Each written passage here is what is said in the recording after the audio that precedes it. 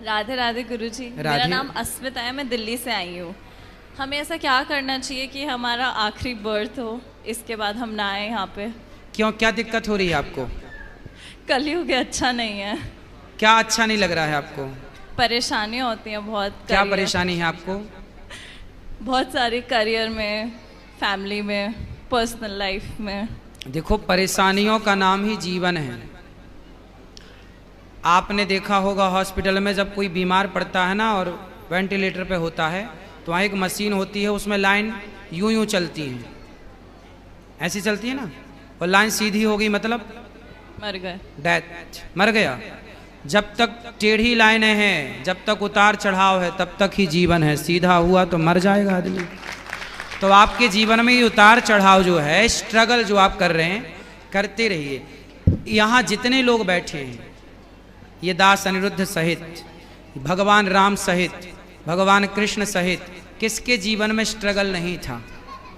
ये तो अच्छा है कि आप संसार में ना आए, प्रभु की शरण में रहने वाला बार बार जन्म मृत्यु में नहीं उलझता।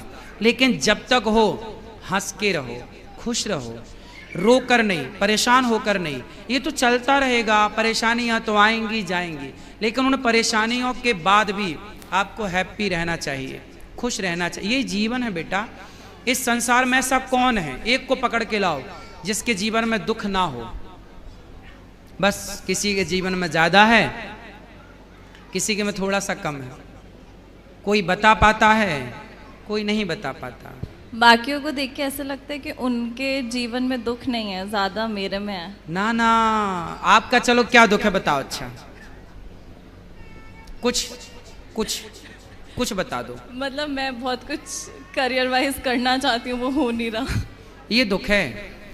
अरे किसी के घर में तबीयत खराब हो जाती है, या फिर ऐसे लोगों को देखो जिनके दोनों हाथ कट चुके हैं। जरा सोचो कि जिसके दोनों हाथ नहीं हैं और उसके घर में करने वाला कोई नहीं है और उसे प्यास लगी हो तो पानी कैसे पीता होगा?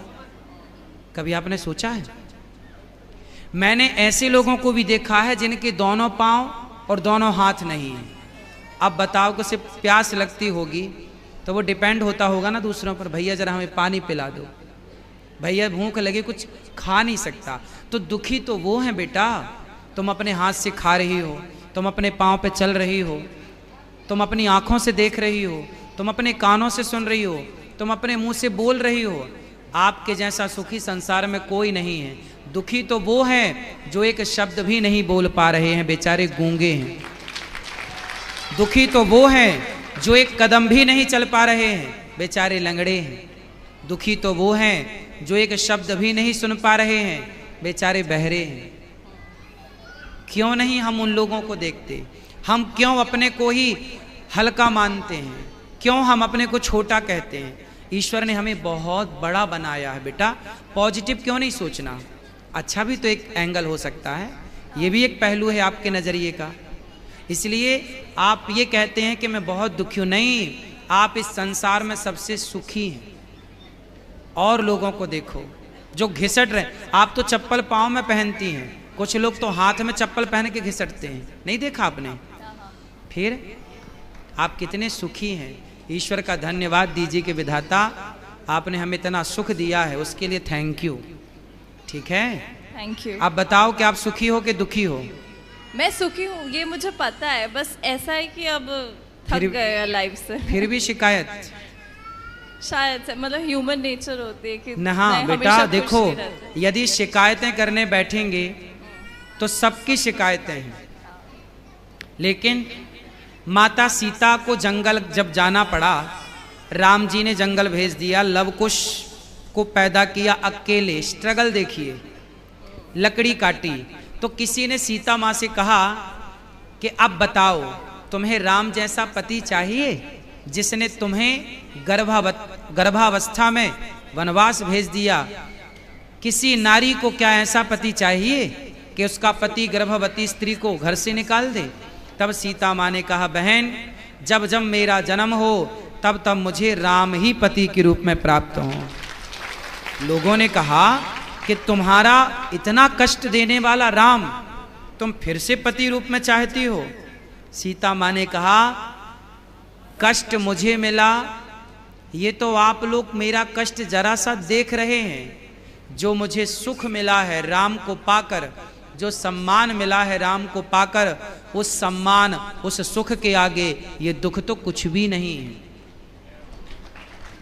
इसलिए मैं राम के उस सम्मान, आज जहां राम खड़े होते हैं वहां माता सीता खड़ी होती हैं, तो मैं राम जैसा पति क्यों ना चाहूं।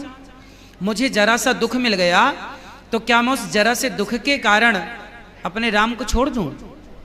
ना बेटा, जिस राम ने हमें इतना सुख दिया है, यदि जरा सा कोई बात नहीं, तुम्हारी माँ इतना लाड़ करती है और एक थप्पड़ मार दे गाल में, इसके लिए हम माँ को दुश्मन तो नहीं मानने लगते ना।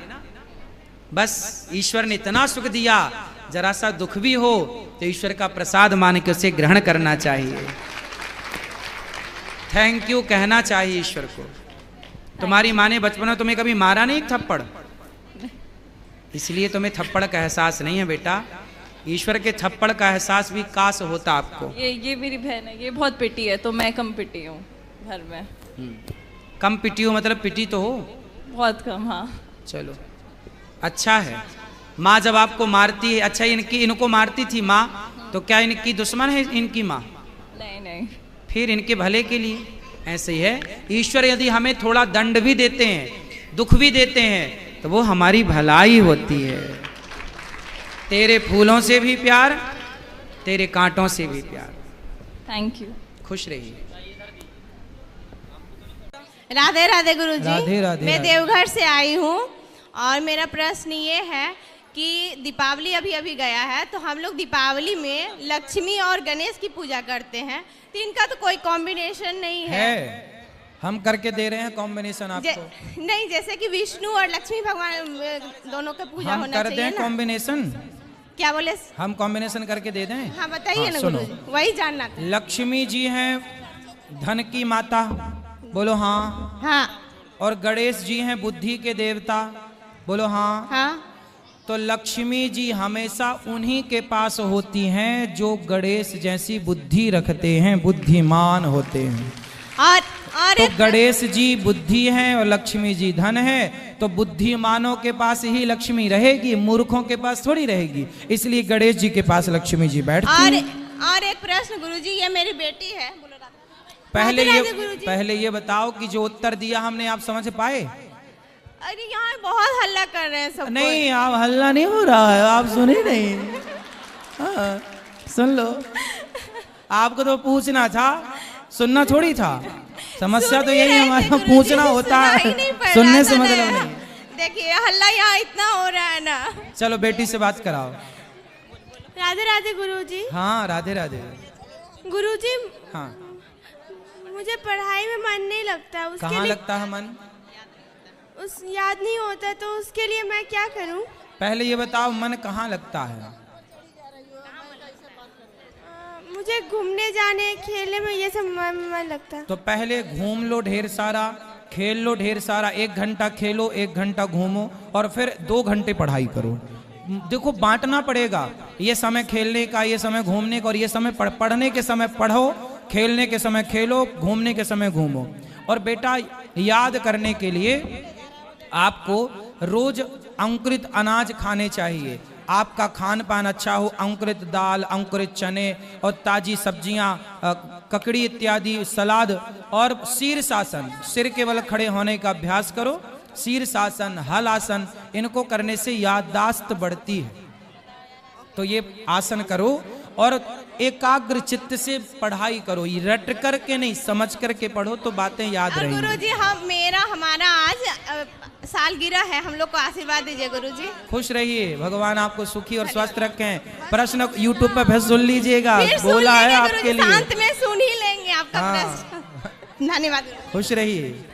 राधे राधे गुरुजी। राधे जय राधे। श्रीमन नारायण। जय श्रीमन नारायण। मेरा बिहारी जी से यही प्रार्थना है गुरुजी, इस सदी उनके चरणों में मेरा प्रेम लगा रहे। मैं वृंदावन से जुड़ी रही हूँ, आपके चरणों में मेरा बिहारी जी सदा आपको जोड़े रखें। मैं आपको 2 लाइन कुछ भजन सुनाना चाहते, बाकी कोई प्रश्न नहीं। बहुत जल्दी, क्योंकि सबको मौका मिले। मेरे अवगुणों को, मेरे अवगुणों को भुला दीजिए चरणों में प्रभु जी लगा लीजिएगा। सुंदर, बहुत बढ़िया। मेरे अवगुणों को भुला दीजिएगा। चलो गुरु जी, राधा राधे। मेरा केवल इतना प्रश्न है बिहारी जी से कि मैंने बिहारी जी से पुत्र